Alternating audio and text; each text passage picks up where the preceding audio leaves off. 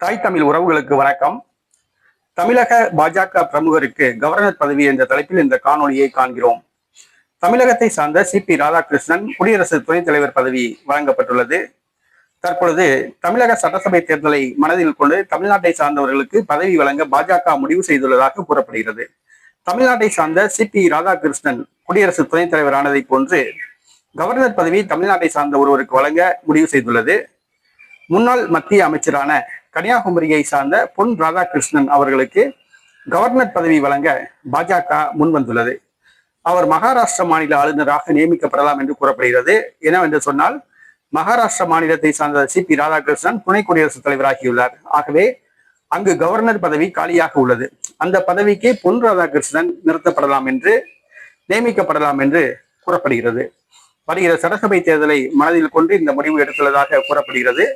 பொன் ராதாகிருஷ்ணன் அவர்களுக்கும் வயதாகிவிட்டது. இனிமேல் தேர்தலில் அவரை நிறுத்த வேண்டாம் என்று பாஜக முடிவு செய்துள்ளதாக கூறப்படுகிறது.